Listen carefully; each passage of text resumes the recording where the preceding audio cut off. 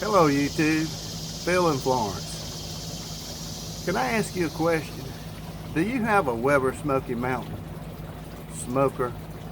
I do too, and here it is. And what a great smoker it is.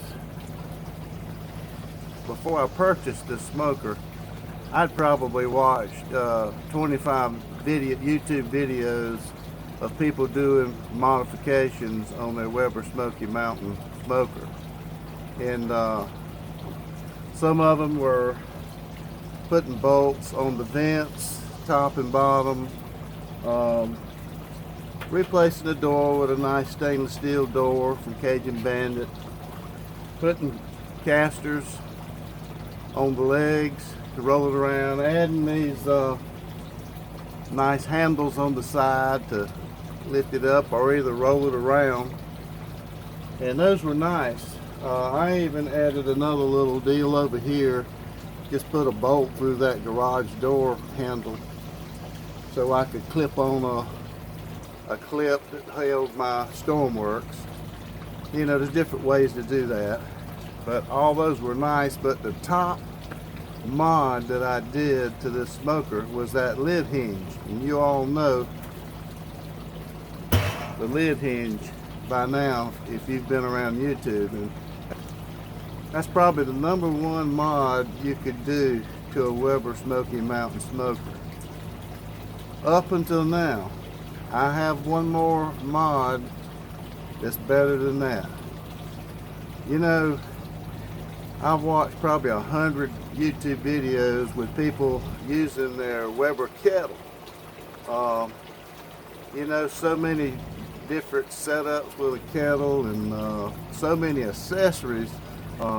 Then the Weber gourmet setup with all the accessory bowls and pans and frying pots and wops, and I said, man, I want to get in on some of that.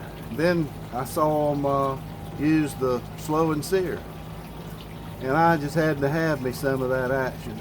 And so I began to looking at my Weber Smoky Mountain smoker and saying, you know, that's a shame that, and it is a good smoker, maybe one of the best, but and it does a good job at it. But I looked at all this real estate up here and I said, I want to be able to grill on that. So I remembered when I bought this thing, I had watched a video at a guy's channel called Lil Dap 76, Lildap, excuse me, 76. It's hot out here. And this guy showed what you could do to add 4 clips like this. These are shelving clips that you can put on, you know, wood to hang over, and you just take a hammer and just with a tap like that, it'll pop that pin out. And then bore some holes, 4 holes in your. You can buy a bag of these little clips here from Home Depot and just knock that pin out right there. You just put it in a larger piece of pipe, or if you got a vise like I've got, you just put that clip in there. Those little pins knock right out. Just watch what I do here. See, gone. Just do that on 4 of them and you got your clips. What I found out is in most grills, charcoal grills, you need 5 inches from the meat grate or cooking grate to the charcoal, 5 inches. But what my thought was, I was going to build on top of what he had done. You know, I don't have that much originality and creativity, but what I do best is build off of somebody else's creativity and originality, and you know, kind of like counterpunching. You show me what you do, and then I can improve on it or make it different, make it my own. So thank you, Lil Dap 76. I give you credit for the clip idea. But what my idea was, instead of going 4 inches in the middle, drop it down another inch, because what my whole motive was to get me a charcoal grate 5 inches from the top. So with that in mind, that's what I did. You can take $6.98 from Amazon, a 21-inch grate. Drop that down on that middle. Alright, that's on that middle bracket that I put in all the way around. 4 brackets holding that up, right? What I found out is in most grills, charcoal grills, you need 5 inches from heat grate or cooking grate to the charcoal, 5 inches. Okay, what you do is you come in here, you see the 4 brackets, you know, that you mounted when you put this thing together. I'm showing you right here on this one. You measure 5 inches down from here, and you'll see right here I bored a hole there when I bought it because I'd already seen that video, and I was planning on putting an extra grate in here anyway for just smoking. That was 4 inches down halfway. But your grilling grate from your meat grate to your charcoal needs to be 5 inches. So I just disregarded that hole. I didn't bore through the barrel itself, not on that one. But on this time, I just came back, and you can take this off if you want to and just take the bar in to your shop, center punch it and do a pretty hole, bring it back, put it back on, and bore another hole. And I would suggest to you, if you've done much drilling in your lifetime like I have, you know to bore a small hole first. So, you know, get your 1/8 inch drill or even something a size smaller.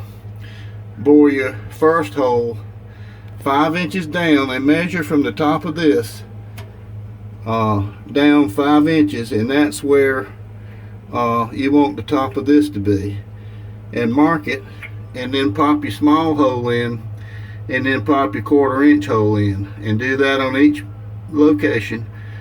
Take you some black high temp paint and put back in the hole on the outside of this drum so it won't rust.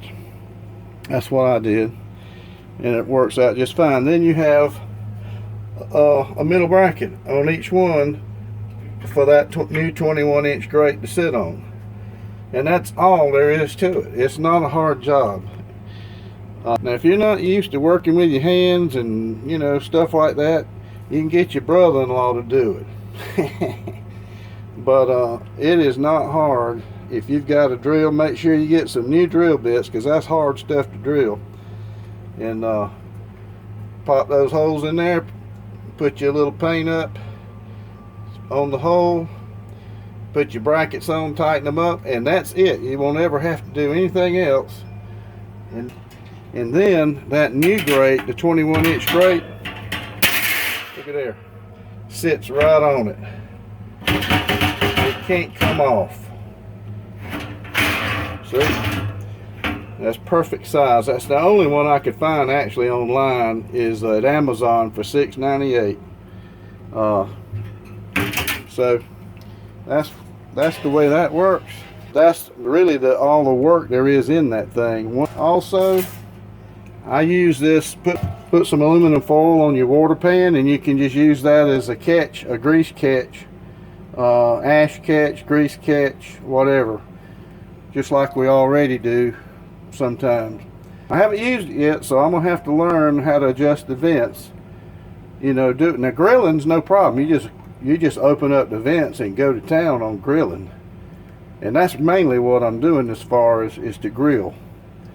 So if you wanted to use a setup for ribs or anything, if you just wanted to try it, like with that slow and sear, I can do that. But I mean, this is a smoker after all. So anyway, I wanted to show you close in on those clips and how you go about putting those on. Okay, have you ever seen anything like this? Uh-oh, that looks familiar. Have you ever seen anything like this? Barbecue Gourmet. Oh, I can drop me some accessories in there. wok, the pans, the whatever. I'll have to investigate that a little more. But check it out. Uh-oh, I can put charcoal in there. Where have you seen that before? Charcoal goes there, you know the deal. Weber kettle. Well, guess what else? I can drop me a vortex in here. Weber kettle. I can drop, guess what? A slow and sear. Uh-oh, that did it. Where have you seen that? Weber kettle. How about that? That, my friends, is a Weber kettle setup for slow and sear. I know this is a smoker. I can already smoke on it in multiple ways, but main thing is I want to grill on it. And so, yeah, I can have a hot side and a cold side, or a direct heat, indirect heat, just from that little change. And guess what? That cost me about, I don't know, $12. A $7 grate, 21-inch grate that fits perfect in there, and it won't slide off those brackets. So between, now, of course, all this is extra. The slow and sear, you know, I mean, when you have a kettle, you just get the basic kettle. You have to order all these accessories as you want them and won't spend the money. But you know me, I'll spend the money. But so what you end up with is a Weber kettle setup in a Weber Smoky Mountain for about $12 invested. Now, plus the extra money for this kind of stuff. Now I can put my older, I can take this out. Now the $12 I'm talking about, the new grates, $6.98, the 4 clips and the bolts, I don't know, about $3 a piece, $2 to $3. And here's my original. So I still have the grill. For about 12 bucks, I got a grill. I got a Weber kettle grill. I can charcoal grill all I want, all day and all night. All right, let me bring you back. Oh, hello. I'm back. As you can tell, it's hot as crap out here. It's another 95-degree day, but I wanted to get this done this week. I had showed you the teaser video about this, and I wanted to follow up and show you exactly what I had done and exactly what I ended up with. So, all you good folks out there that's got a Weber Smoky Mountain, for about 12 bucks you can have the ability, I'm not saying this is a Weber kettle, I'm saying you've got the ability to grill on it. All this nice real estate up here, you can grill on it, and that's what motivated me to do this. Now, I had a good buddy over at fishing on the Emerald Island. He said he's got a Weber kettle already, and so he'll just take this in mind.